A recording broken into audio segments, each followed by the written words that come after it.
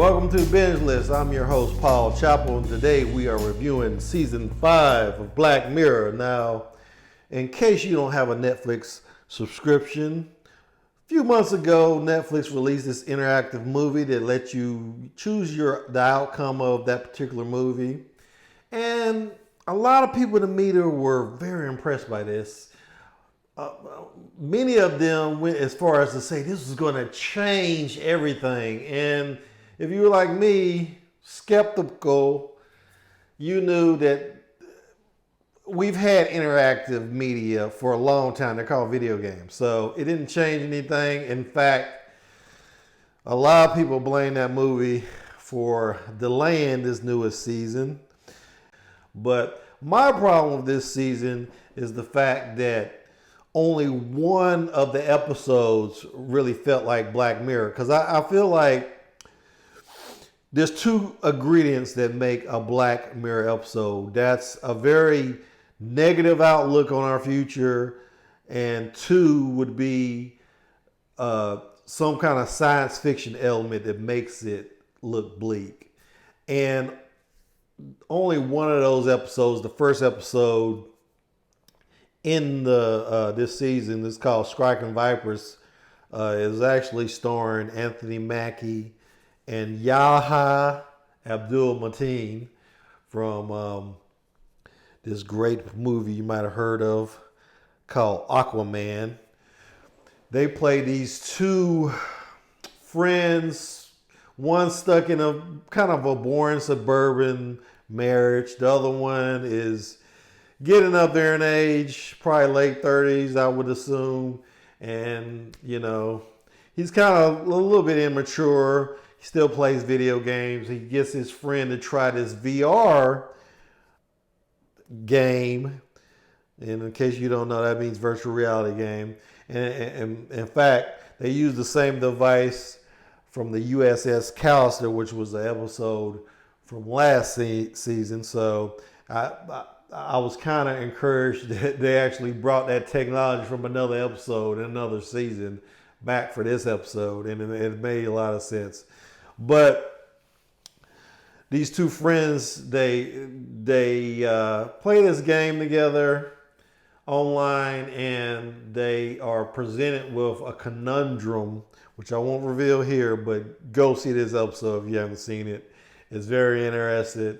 It really explores our obsession with video games and porn and some other things I won't mention because I would just spoil it for everybody. But it was a great episode. It had that kind of bleakness that I'm used to seeing in my Black Mirror episodes that I expect in my Black Mirror episodes. But then we got two other episodes. The next one was called Smithereens. And this episode is actually pretty bleak.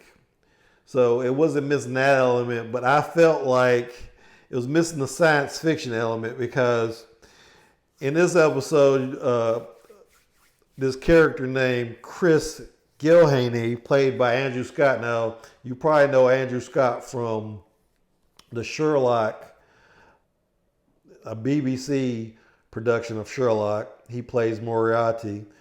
He's a great actor, but he takes a hostage person he believes to work for a company called Smithereens, which is a stand-in for Twitter.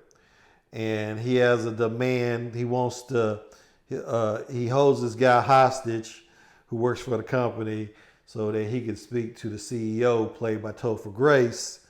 And a lot of hijinks ensue, but ultimately, like I said, I didn't feel like it was a great Black Mirror episodes because I'm so used of Black Mirror kind of commenting on our society with what the creators perceive to be technology in the future. And like I said, it did not have that element. It was a pretty good episode. I wouldn't say I was bored, but it was just didn't feel like a Black Mirror episode per se. The last episode in the season was, of course, the one everybody's probably heard about, starring Miley Cyrus. It's called Rachel, Jack, and Ashley 2. And it did have some elements of Black Mirror. It had the science fiction element. It started out with a good premise. You've got this pop star under management by her aunt, who raised her since she was a little kid after her parents died. And she's just this international star, kind of like Miley Cyrus, more like Taylor Swift, I felt.